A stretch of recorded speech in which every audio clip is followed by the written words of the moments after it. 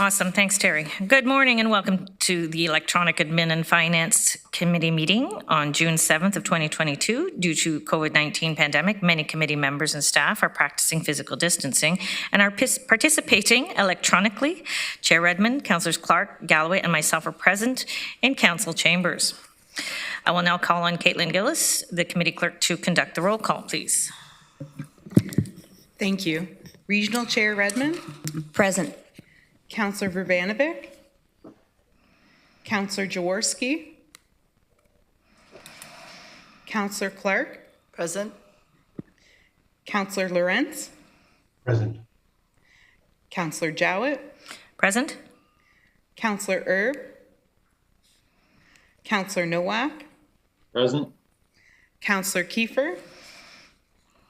Councillor McGarry. Present. Councillor Armstrong. Councillor Harris.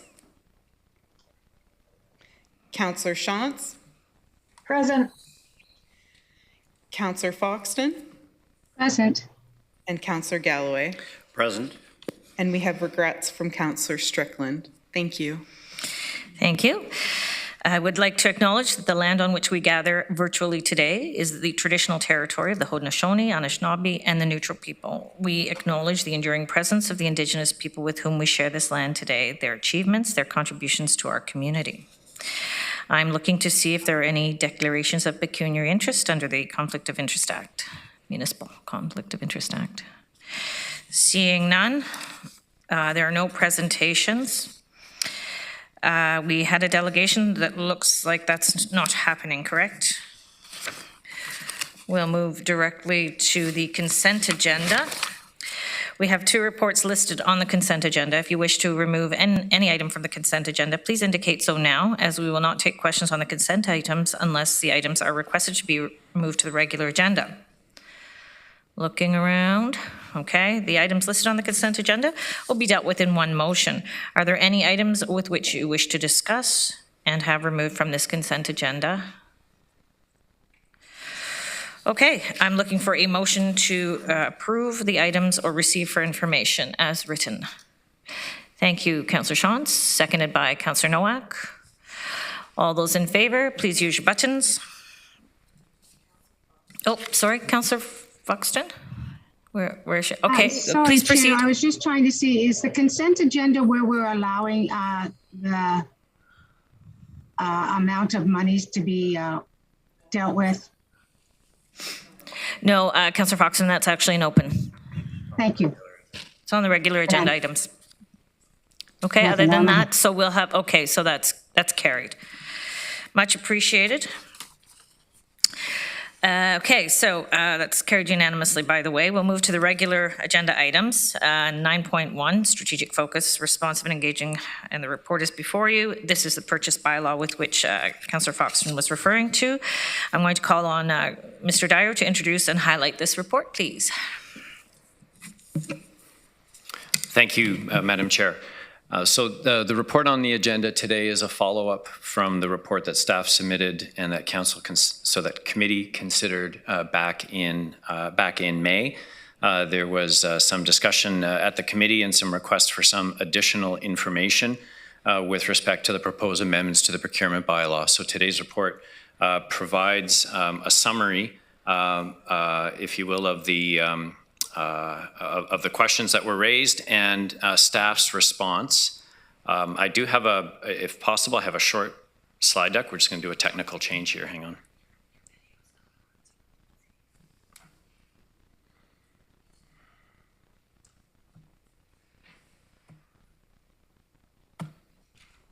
Apparently I was invisible. My apologies. And I'll just quickly share my screen here and just walk you through the slides. Just hang on one second. It's just a very short slide deck.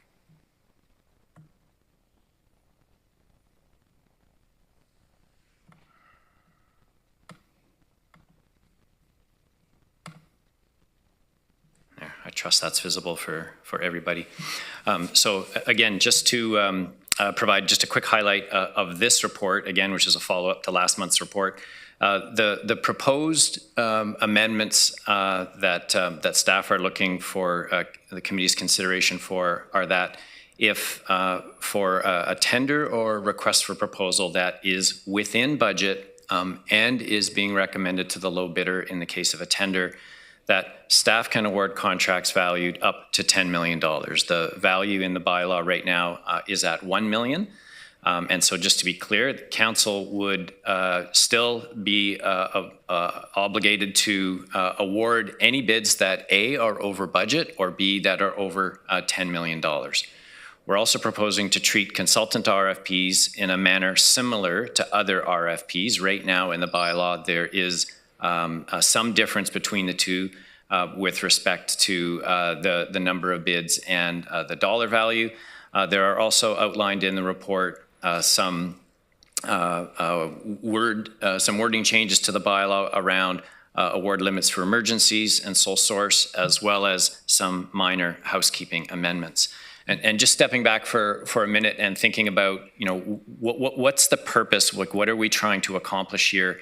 I think from a staff perspective, we would say we're looking to make sure that we can ensure the timely completion of capital works and the uninterrupted delivery of municipal services. So we can shorten the award period, sometimes considerably, in situations where the project has been approved in the budget, and all we're really looking to do is operationalize what council has approved as part of the budget. In the current circumstances that we find ourselves with respect to significant cost escalation, having a shorter time period between the bid closing date and when we can actually award will be helpful. We understand that there are circumstances where bidders are perhaps pricing in some additional risk premium into their bids, recognizing that prices can change quickly, and if we can shorten that time period, that removes some of that risk. And ultimately, what we're trying to do here is ensure the timely award of contracts. We want to do this efficiently. We want to do this effectively. Excuse me, make the best use of both staff time and council time, and do it in a manner that is transparent. And so we are proposing to continue the current practice of reporting to council periodically. We're doing that on a quarterly basis right now. We would propose to continue that so that it's clear to council that which bids have been approved by staff over the preceding quarter. Another item that came up at the meeting in May was just respect to some clarity around what other municipalities are doing. So we've included a table in the report which identifies a number of municipalities. So some of our regional comparators, Durham, Halton, Peel, and York, a number of cities as well, both mid-sized to large, that you see listed in the table in the report, that actually have no limit. So if the project has been approved in the budget, if the low bid is being accepted, if there's no legal issues, no issues with respect to the bids themselves, and the project is within budget, then staff have the authority to make those approvals. We are recommending here at Waterloo that we have a $10 million limit, and we've indicated for information here what the municipalities within Waterloo Region are doing. So with that, Madam Chair, I'll stop my share, and staff are present to answer any questions that the committee might have. Yes, I see we have some hands, but just that last slide, Craig, if you could go back to it and just kind of give us an idea of what the budgets are associated with those municipalities that you've demonstrated have those values for the purchase bylaw. Certainly. So the budgets will range considerably from municipality to municipality. So if we're comparing ourselves, for example, to a regional municipality of approximately the same size, if we took, say, Halton, for example, Halton would have a budget that would be similar to ours. York has a much bigger population that they're serving, as does single-tier municipalities such as Toronto and Ottawa and Hamilton. Their budgets will exceed ours. Budgets for some of the smaller municipalities, Brantford, Guelph would certainly be smaller than the region. We're providing services to 630,000 people, whereas they would be providing, I think in Guelph's case, to certainly, somewhere in the 150 to 200,000 range. So the budgets are going to vary from place to place. I think the point or the objective that they've been working towards, again, is an efficient and effective and transparent process. And to the extent that council has approved the projects that are in the budget and the low bid that's being accepted is within that budget, it's simply operationalizing what council has approved. Okay, and so we'll start with, I think Elizabeth was first? Yes, Councillor Clark, please proceed. Thanks. I'm prepared to move the recommendation. I think it's reasonable. I think that a month can result in some cost escalations, and I think as long as it is delivered as planned, pre-approved projects on budget and to the lowest bidder. Our history as a council has been that we pass those routinely. We don't really even talk about them, so I don't really see a lot of benefit in continuing to deal with them the way we do. Thank you, Councillor Clark. And I believe next. Do you want to second it? Oh, so the motion's on the table? Most definitely. Yeah, I moved it. You moved it? Seconded by, thank you, Chair Redmond. And Tom, I believe, was next. Councillor Galway, sorry. Trying to get used to. Thank you, Madam Chair. Yeah, I can support this as well. I agree with Councillor Clark. In my time, I don't know if we've ever not approved a tender that's come before us. Although I do have some concerns about some information that might be kind of lost in this shuffle. And so specifically, so when we typically get the report from the CAO on the various tenders that are approved within his authority, and now, of course, we're going to extend that. We don't get a whole lot of information about that. I mean, we certainly get the dollar value, the contractor or the provider, and in a brief description. But one of the pieces of information that I would continue to want to get, if even only in the summary report, is how many documents were picked up and how many submissions were there. So if 12 people picked up and only 2 submitted, then I might have some questions about why that is. Afterwards, at the time that we get this summary report, or sometimes we might have a really significant spread between the low bid and the second bid, or spreads that sometimes might need some explanation. So I'm still wondering if we could have some of that information provided when the summaries are done, so that if we do flag something that seems a little bit unusual, or something going on in the industry, something that council should be aware of, that we could still, have access to that information, without necessarily asking for it. So it would be part of that reporting process that would ensue if we approve this recommendation. Maybe staff can respond to that, Madam Chair. Thank you, Councillor Galway. Would you like to proceed? So through you, Madam Chair, yes, we can absolutely take a look at the format and content of the information in that quarterly report. If I understand what you're looking for, Councillor Galloway, some information about the number of bids picked up, the number of documents picked up, the number of bids submitted, and some indication where it's relevant of the range of bids. Do I have that right? That comes to mind. I don't know if there's other things that other people might find interesting. From time to time, I know I've questioned those things. Why is it that there's a 10% or a large spread between the low bid and the second bid, did they make a mistake? And are we going to pay for it somewhere along the line with change orders and other things that they have to now do in order to make up for their mistake?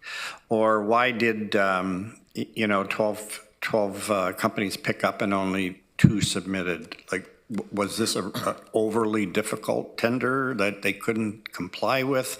Were we asking for too much?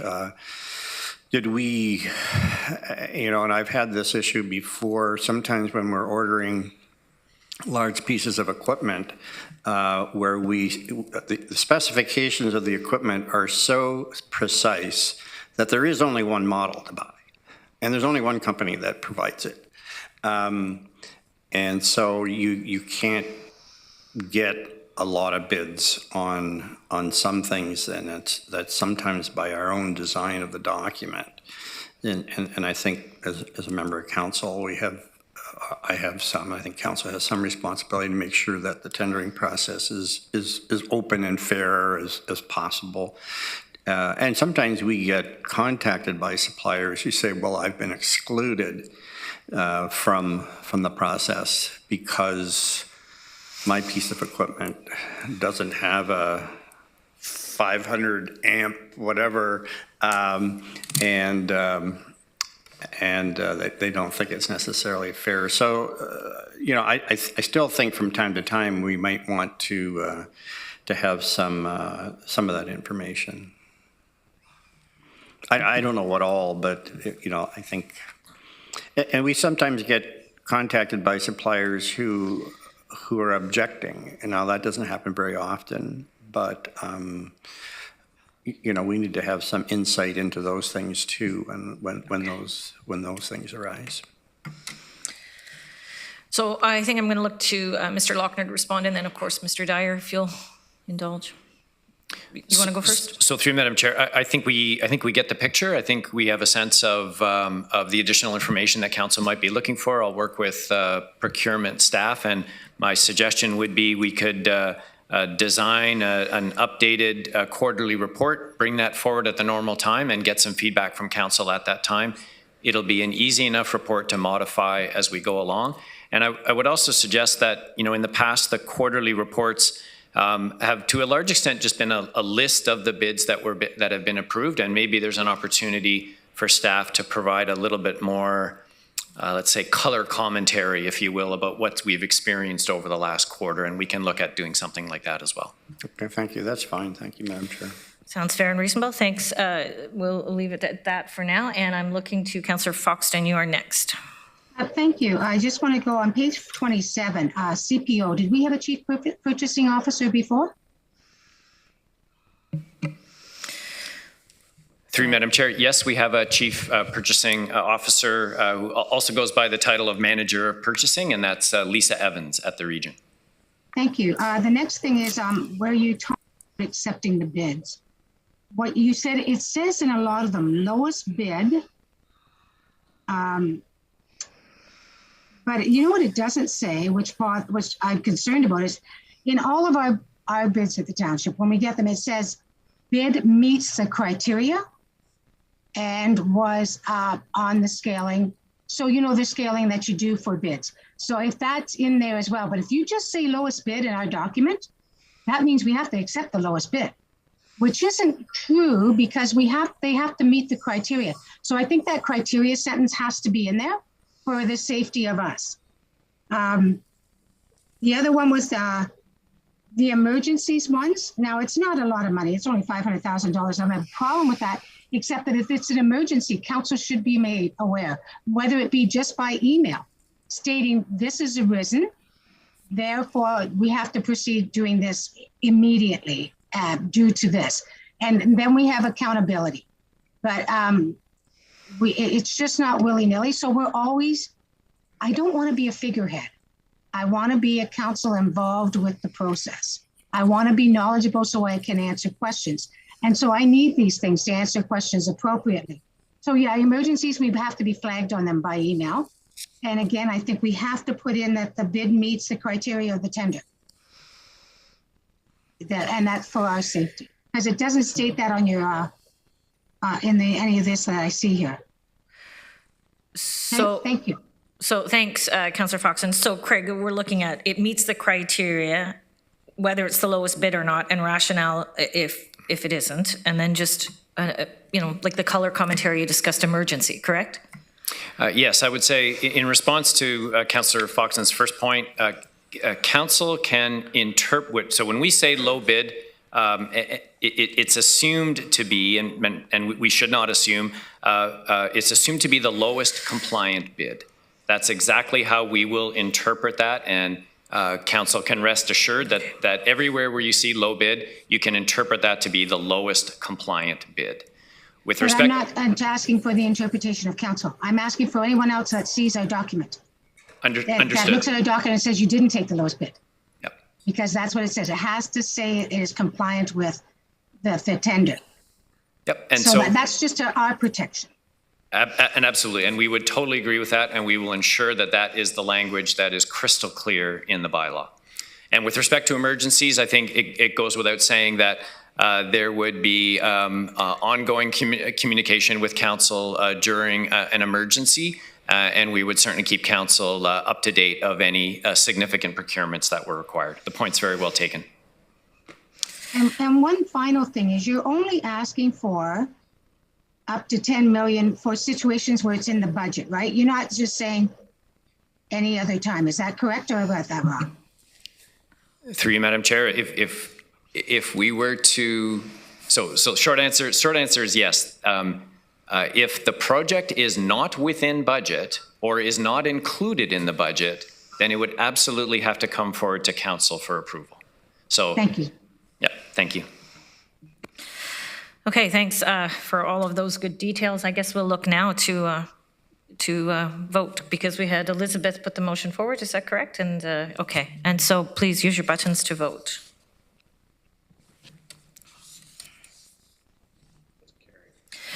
And that's carried. Thank you.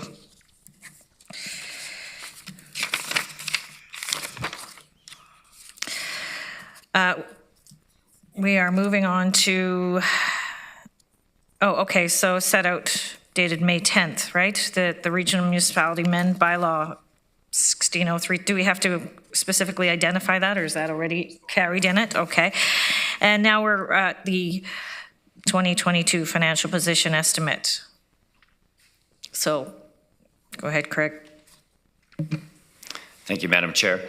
So the next report on the agenda today is with respect to the preliminary 2022 financial position estimate. You'll recall that we provided, staff provided an update to council at its May 25th meeting with respect to the implications of significantly higher than anticipated fuel prices and significantly higher than anticipated inflation rates.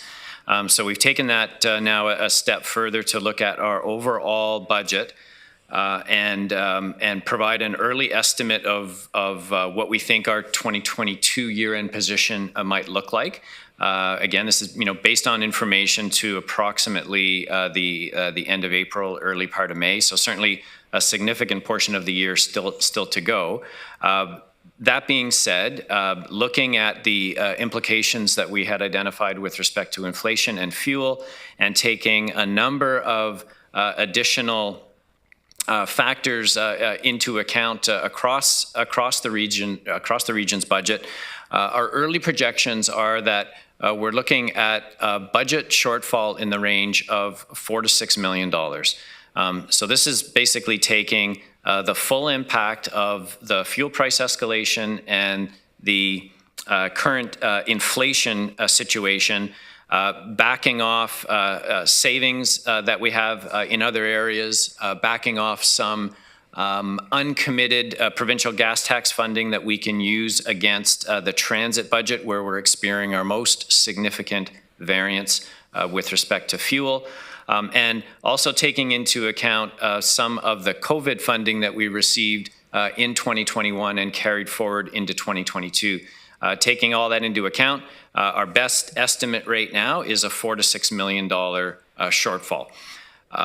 We will so a couple of things in terms of our next steps as staff. We will be providing council with a mid-year financial update to go along with the mid-year plan update as well. We'll be doing that in August based on information to the end of June. It will be a more detailed projection, so we'll have additional time and opportunity to assess the various positive and negative variances in our budget, and we'll bring an update to you then. The other thing I would note, and we've included a table on the third page of the report. We've talking to a number of people over the last little while about our inflation projections, and when we were putting the budget together in the summer and fall of last year, all of the major Canadian banks were projecting inflation in 2022 in the 2 to 3% range.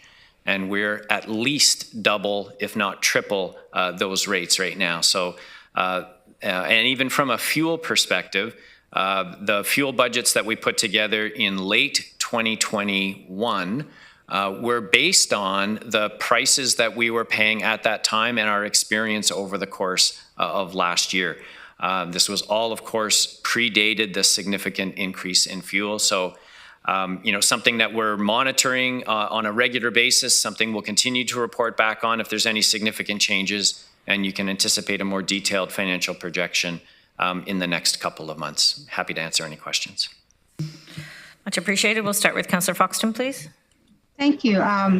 Greg, have we, a lot of bids are going out or already gone out, and we set a price range for those. And from my understanding, a lot have come in a lot higher than what we originally budgeted for. So that's going to impact our budget tremendously. Again, you must have nightmares. I'm sorry. But how are you working that into that $4 to $6 million already, or is there going to be an addition because we cannot meet the projections of what we thought our projects would be? Yes, so through you, Madam Chair, the impacts that we're seeing on the capital program typically don't factor into our operating budget deficit. So if we just separate the two for a minute, purely on the operational side, that's where we're estimating the $4 to $6 million shortfall. On the capital side, you're absolutely correct. We are starting to see and have seen through a number of bids higher prices. We saw a couple of them at the council meeting last month. There'll be a few more coming to the council meeting this month. I would say from a capital project perspective, we're monitoring the bids relative to budgets. Some projects are still coming in okay. Some are definitely coming in over. So we're sort of looking at it on a case-by-case basis.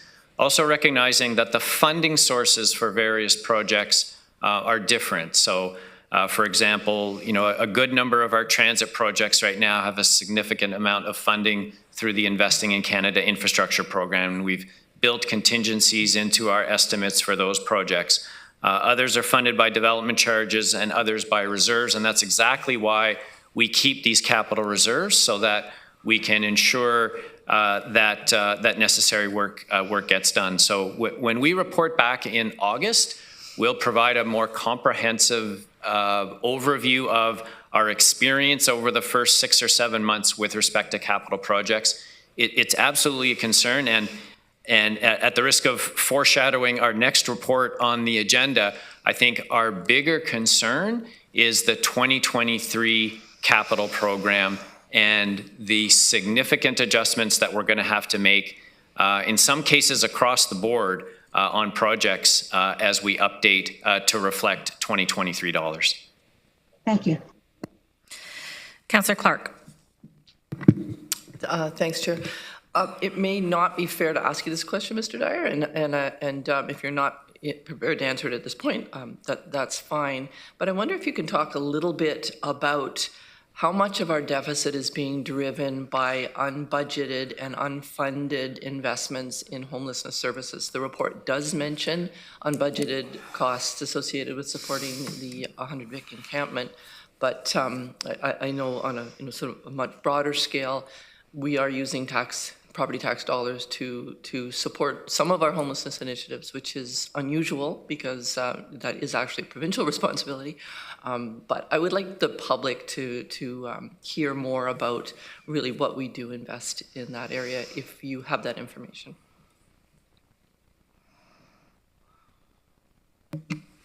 So through you, Madam Chair, there's a couple of different perspectives I could offer. The first is in terms of the overall value, so the overall cost associated with the encampments relative to our inflation and fuel price challenges, they're relatively small. So we know that it's costing us in the range of $80,000 a month at the encampment. Certain other costs with respect to homelessness, some of those were built into the budget that was approved back in December. This is one that wasn't. But certainly relative to, for example, the $7 to $9 million shortfall that we're anticipating for fuel, this is a relatively small amount. I think the concern, which I think you're expressing, is the ongoing I was going to say demands, if you will, on the municipal property tax levy. So as our scope of operations and programs and services is continually under pressure, continually expanding into areas that have traditionally been the responsibility of the provincial government. I've said, many times to this council, including on one or two reports on this agenda, that, municipalities simply don't have the revenue tools in order to deal with some of these, broader social equity issues. And yet we get continuously pushed in that direction. And that will be an issue, I think, for the incoming council to consider as they debate what a 2023 budget might look like, because the demands and expectations of the region to move into areas that we've traditionally not been funded are only going to continue to grow. And there'll be some significant policy decisions that the incoming council will need to make in the future. I hope that's helpful. Yes, it is. Thank you. Thank you. Mr. Lochner, would you like to vet in here? Yes, in the community services report, it shows just one example of the regional spend. To Mr. Dyer's point, that 29 million is the budget for homelessness, and 5.5 million is tax levy. So that's, otherwise we would love that to be paid by federal and provincial governments. To Craig's point, though, that doesn't even meet existing demand, we all know. So we're facing growing pressure every single year, not only in our region, but all single tier and regional governments are facing that across the province. And we'll speak more to that in the Community Services Committee. Thanks, Mr. Lochner. Councillor Erb. Thanks, Madam Chair. Mr. Lochner, based on past budgets, the percentage of the levy increase and this 4 to 5 million being operational, is it fair to assume that this would have an impact of approximately 1.5% on the levy for the 23 budget before we even get started? We're just doing quick math here. Mr. Dyer will have the answer. Ballpark. Through Madam Chair, the answer might become more clear as we go through the next report on the agenda. I think certainly the math that you've suggested, if it was a $6 million shortfall, in theory that represents about 1% of the levy. I think what you'll see as we go through the next report, that the inflationary projections that we have for 2023 are far in excess of a 1% impact of the deficit. So maybe think about it this way. Let's assume for the moment we do end up in a shortfall at the end of 2022. Our process, our procedure, if you will, would be to fund that shortfall from the tax stabilization reserve. So then we're we're clear, if you will, in terms of 2022, and then we start fresh in 2023. And our early estimates for 2023 are far beyond what we're seeing in terms of a shortfall for this year. And I can expand on that shortly. Okay, I'll wait with anticipation for the next report. And with that, Mr. Dyer, if you want to proceed into the next report for the plan and budget overview and timetable. Thank you, Madam Chair. And I'll just take a moment and share my screen again. Thank you.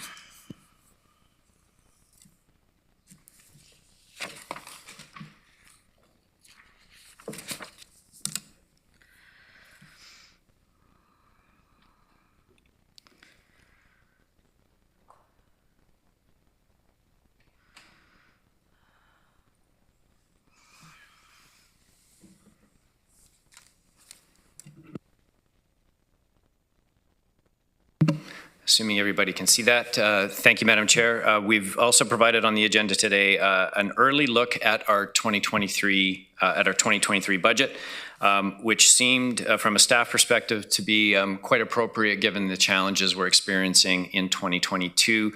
Not surprisingly, we've started our modeling for 2023 very soon after the 2022 budget was approved. Of course, things have changed dramatically over the last 3 months. So I just wanted to spend a couple of minutes talking about the plan and budget context, and then we'll go straight to the numbers.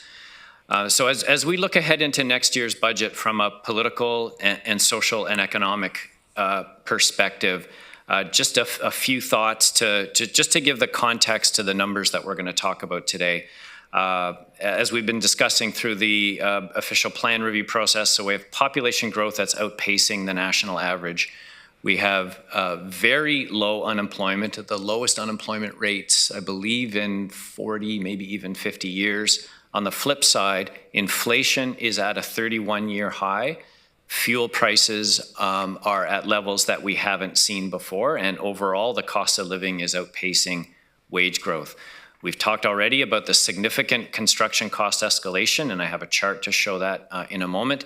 And interest rates continue to rise. Even since the region placed its spring issue back in April, the cost of borrowing is anywhere between 0.5% to a full percent higher than it was even over the last couple of months. And to the extent that we debt finance our projects, that has an impact on future budgets.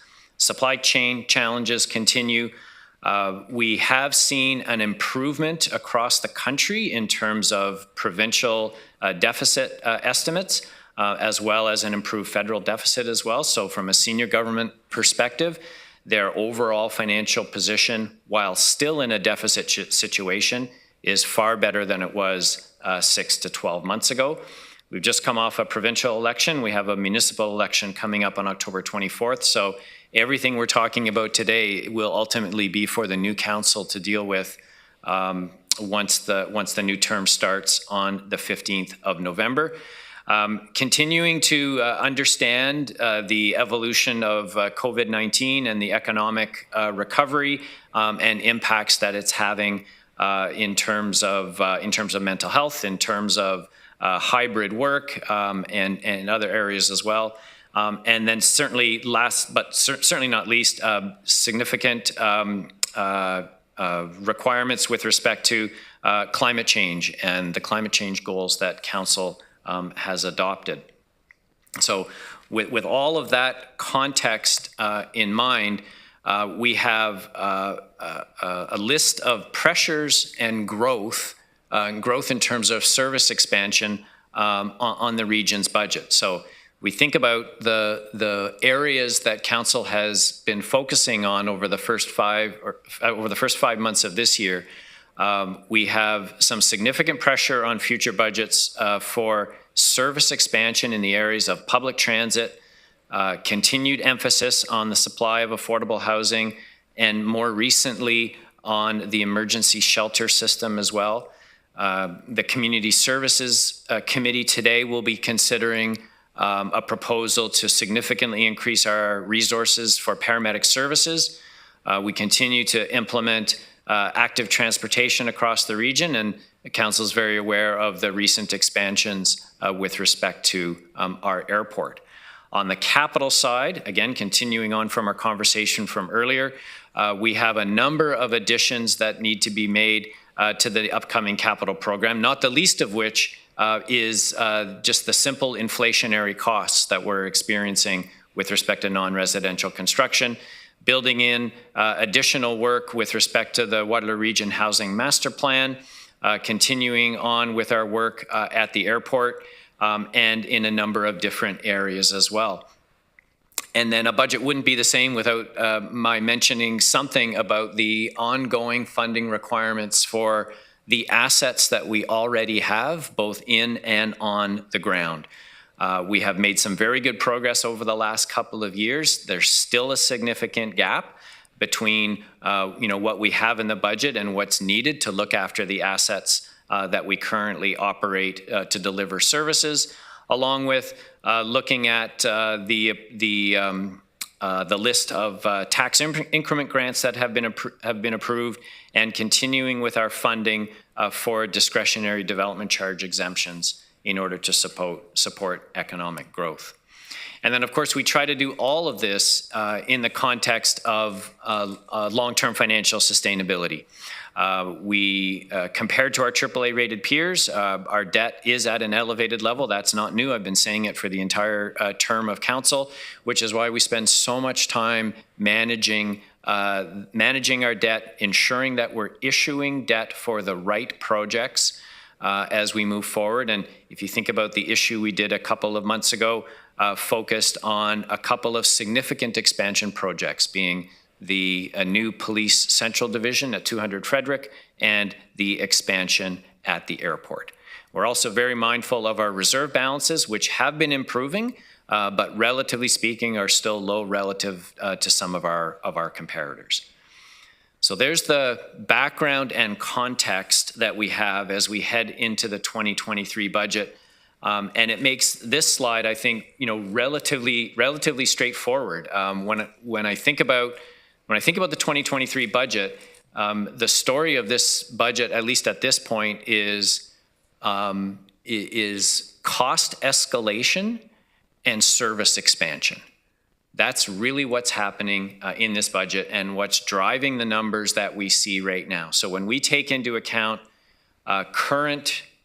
roughly current fuel prices, these are likely a little bit low at this point, at $1.80 for diesel and $1.84 for unleaded. So we may have some additional updates to make.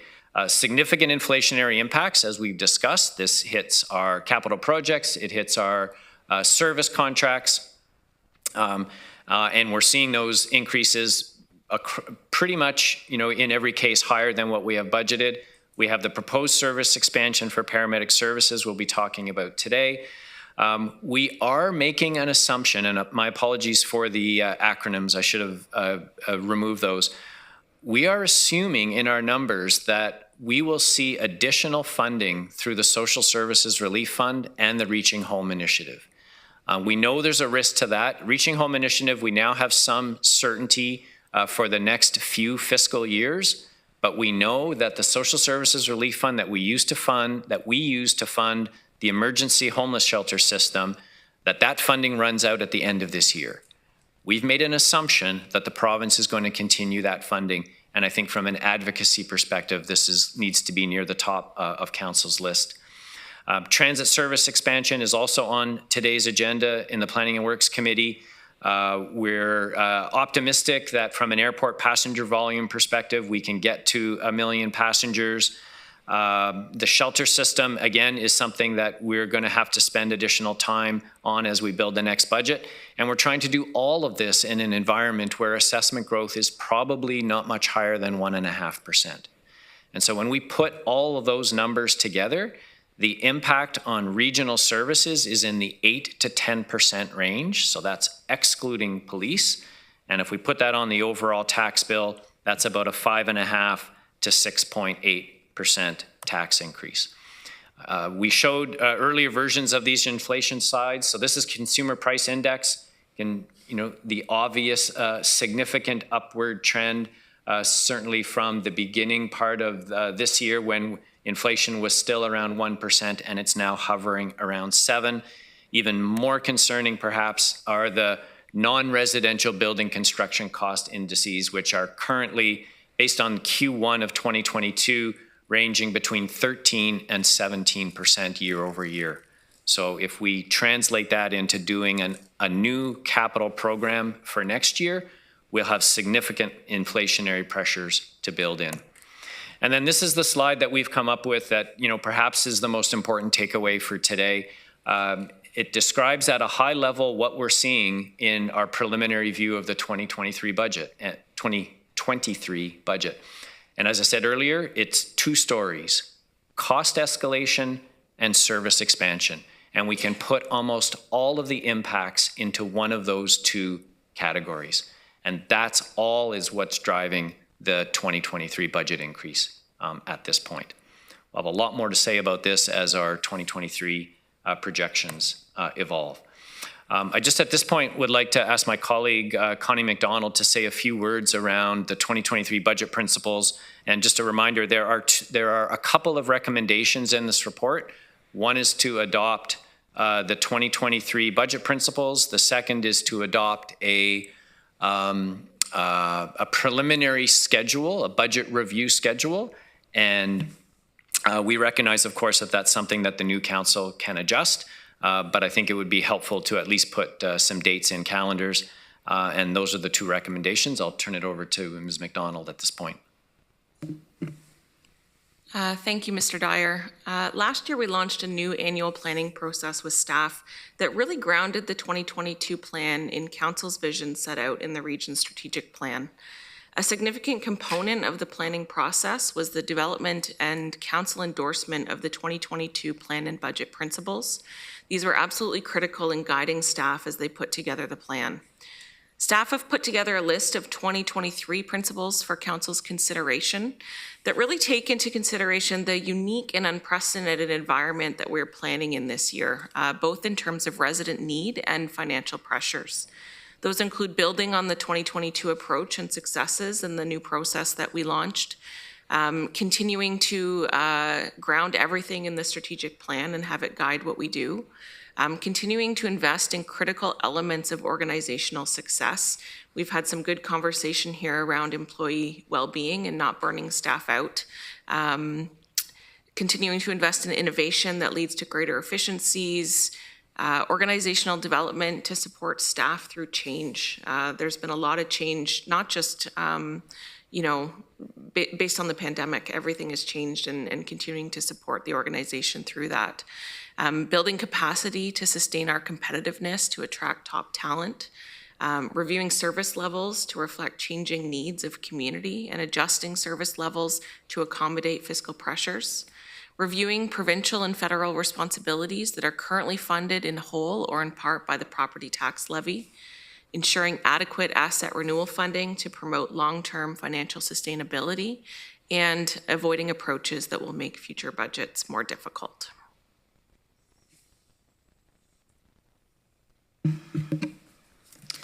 Okay, so should we proceed, or do you have something you want to add to that, Greg? Sorry. I have one final slide, which is the one that is up right now. This outlines the proposed timeline for Budget Committee's review of the budget.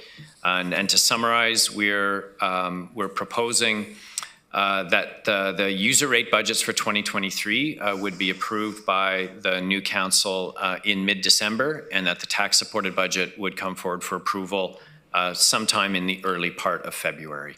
Recognizing again that the new council may wish to change this, but this at least gives us something to work towards. Thank you, Madam Chair. Much appreciated. So I guess we're looking for a motion to get this on the table first. Councillor Clark, and seconded by? I really can't see everybody, so thanks, Chair Redmond. And discussion.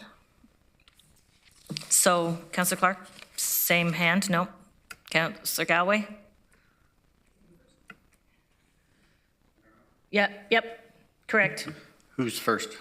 Galway. Okay. Sorry. Well, thanks, Mr. Dyer and Ms. McDonald, for all that good news.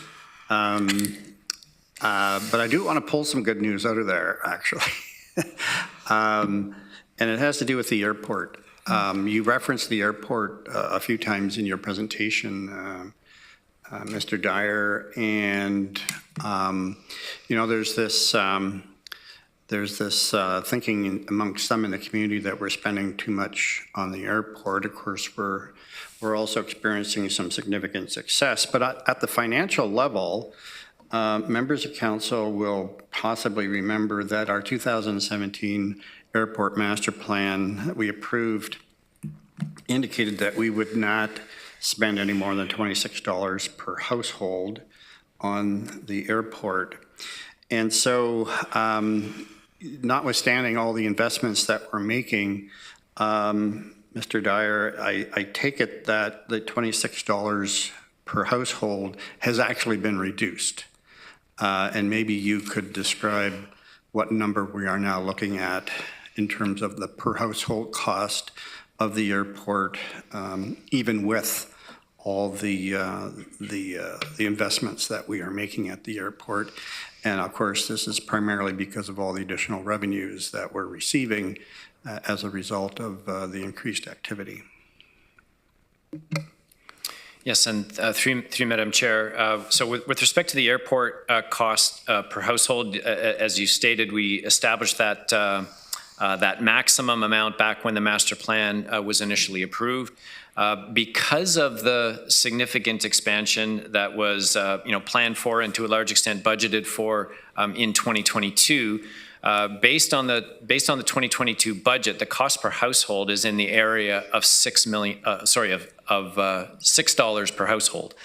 And even with the anticipated shortfall from a passenger volume and passenger revenue perspective, even if that were to play out exactly the way we've projected it right now, that would still put the cost per household in the approximately $12 range. So we're well below those limits that were established back at the time of the master plan. And thinking ahead to the 2023 budget, I'm optimistic that we'll be able to continue that trend. Okay, well, I think that's kind of important because there's a bit of a narrative out in the community that it's costing the property taxpayer more and more and more, and actually that's not the case. Additional revenues from the activity at the airport has actually mitigated the property tax implications to the airport, and I think that's a message that we want to get out. Thank you. Thanks, Councillor Galway. A very important message to get out there for sure. I'm looking to Councillor Jaworski.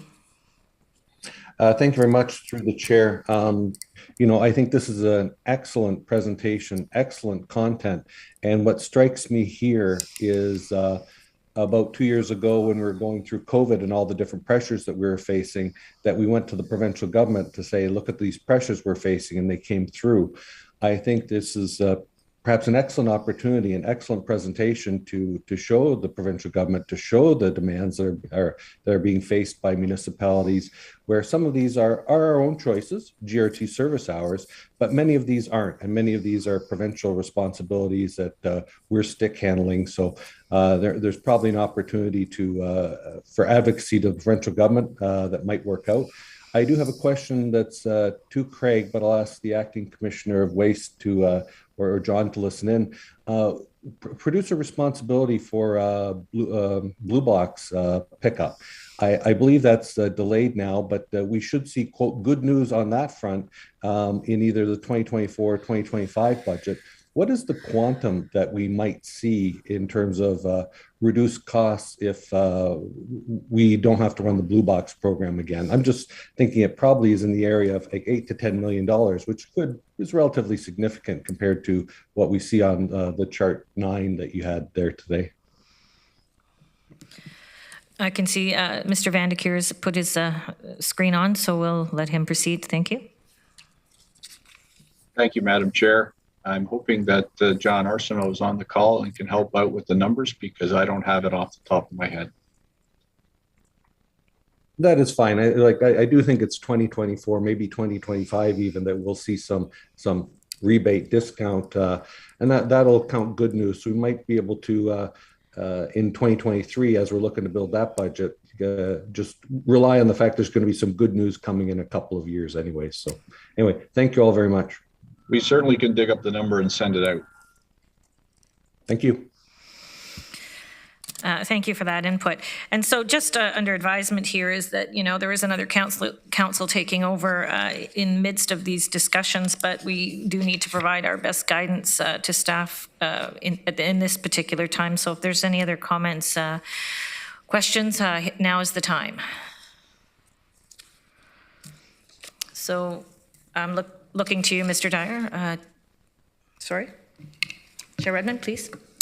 Thank you, Chair Jowett. I just would like to make the observation that not only is this important for this council and the next council, I think this is really important for the public to recognize the kind of challenges that we're navigating, the kind of advocacy that we will continue to make to through AMO and to provincial counterparts. But I do think that it's fair to the public to let them know sort of the expanse and the challenge that we're facing.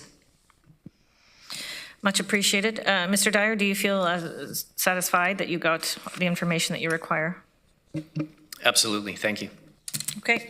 Thanks so much. So that motion has been made and seconded. I'm looking for you to use your buttons, please.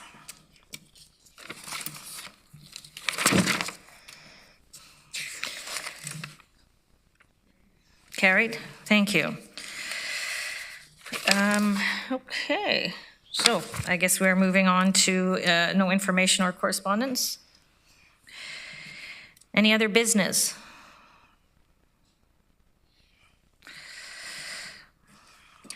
Our next meeting will be August 9th of 2022. I'm looking for a motion to adjourn this meeting. Thank you, Councillor Foxton, seconded by Councillor Lawrence. All of those in favor, please use your buttons.